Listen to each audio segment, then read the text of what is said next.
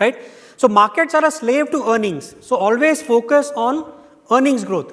And the rest, of course, there is you can't, it's very difficult to get a handle on the liquidity, interest rates, how people will behave, how sentiment will move and all that, right? But earnings growth is something we can focus on and try to get a good handle on that.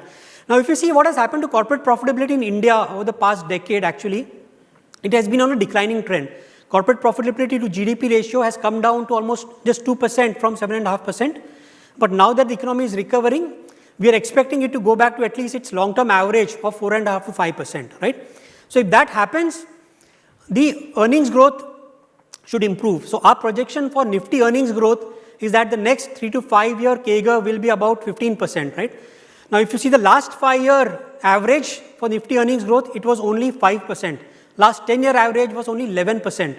So the message here is that over the next 5 years, earnings growth is going to be stronger than the last decade, because the Indian economy is going to be recovering from this pandemic.